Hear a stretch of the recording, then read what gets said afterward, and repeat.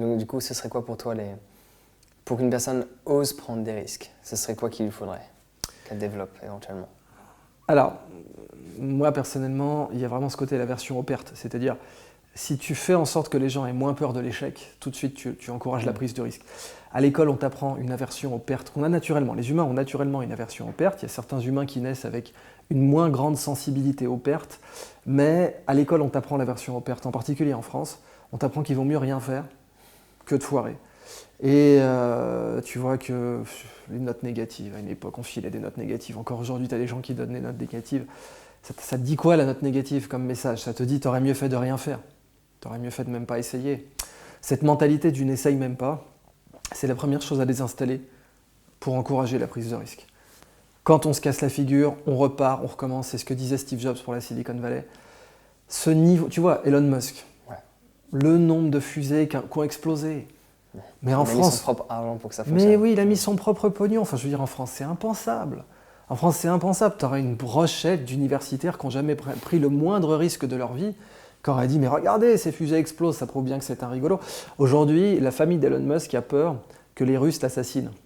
Parce que tu sais, quand tu vois les parts de marché qu'il a pris à Soyouz, quand tu vois aussi sur l'industrie pétrolière avec les Tesla, etc., bon, ce type est devenu un des ennemis numéro 1 de l'économie russe, malgré lui. Ce n'était pas son but, il est allé en Russie, il a dit je veux vous acheter des fusées, ils l'ont regardé, ils ont fait mais t'es qui, tu vois.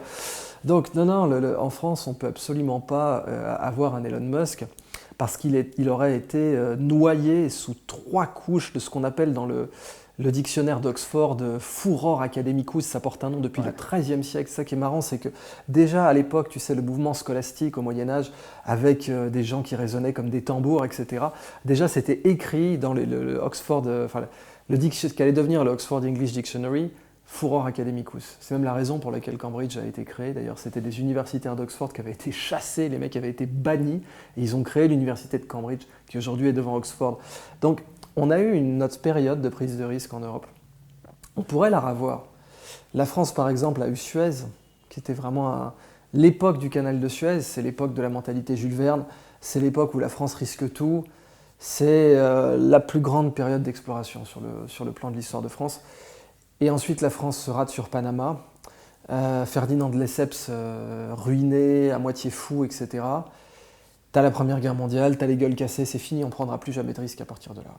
Et un pays qui rémunère l'absence de prise de risque est un pays qui se met dans le formol, et c'est ce qui s'est passé depuis. Moi, je pense quelque chose qui aussi n'aide pas les gens à prendre des risques, dans le sens où si tu observes le système américain, nous, on a beaucoup de filets. Oui.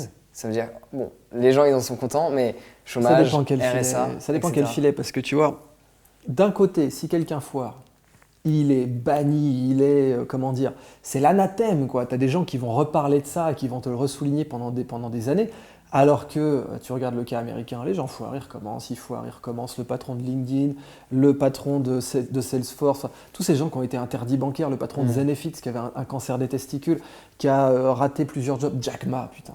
Jack Ma, c'est un bon exemple. Jack Ma, qui dit à ses enfants, n'ayez surtout pas plus de 13 de moyenne.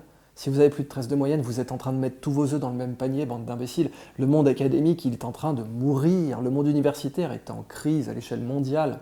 Le système éducatif aujourd'hui n'est pas du tout adapté au monde actuel. Pas du tout. Mais donc du coup, parce que tu as quand même beaucoup de bagages universitaires. Ça m'a appris qu'il ne fallait pas l'avoir. Okay. Ça m'a appris, tu vois. Si c'était à refaire, j'aurais commencé à entreprendre tout de suite. Okay. Donc pour toi, on n'a pas besoin de faire des études pour réussir concrètement. Non, pas du tout, ça on le sait.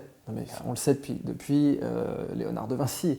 Léonard de Vinci n'a jamais été reconnu comme humaniste de son temps. Jamais. Il parlait ni latin ni le grec, donc il ne pouvait être reconnu comme humaniste. Quand il devait donner son pédigré, il mettait « Je suis Léonard, fils de l'expérience », puisque de toute façon, il n'avait pas fait Bologne ou Milan ou ce que tu veux, il ne pouvait pas dire « Je suis un humaniste très prestigieux de telle académie ». Et il a été, aujourd'hui c'est celui qu'on cite en numéro 1 quand on pense à l'humanisme, c'est Léonard. Les gens seraient surpris de savoir que jamais de son vivant il a été reconnu comme humaniste. Donc on le sait depuis très longtemps, en réalité depuis l'Antiquité, tout simplement parce qu'un homme peut fonder une université, mais j'ai jamais vu une université créer un homme. L'humain est plus grand que toutes ses créations, c'est une réalité. L'humain est plus grand que toutes ses créations. C'est du loisir d'un humain de créer une université. Si un humain est bon, claque dans ses doigts, il se concentre sur un grand problème mathématique, philosophique, etc., il peut créer une université. Jamais une université créera un humain. En France, on a cette subservience effectivement aux écoles, aux trucs. On pense que les gens sont grands parce qu'une école leur a attribué un... Tu sais, c'est la mentalité en fait profonde, médiévale des patentes royales. Il fallait une patente pour ouvrir un moulin. Les Français aiment beaucoup ça. Est-ce que tu as une patente? Alors ça a survécu à la Révolution. La France n'a pas aboli les privilèges, elle les a simplement redistribués par concours.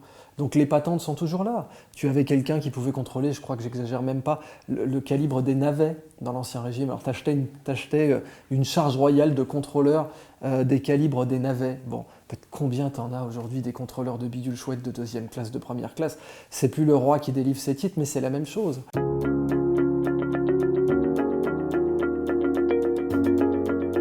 Alors j'espère sincèrement que tu as apprécié ce court extrait de l'interview que je t'ai partagé avec Idriss. Si tout comme lui, tout comme toutes ces personnes qui ont réussi dans la vie, tu veux prendre des risques, il faut que tu aies confiance en toi. Du coup, pour te simplifier la vie, je t'offre dès à présent un guide sur la confiance en soi qui est totalement gratuit. Et tu peux y accéder dès à présent en cliquant simplement sur le lien dans la description. Sur ce, prends soin de toi, passe une excellente journée et on se retrouve directement de l'autre côté.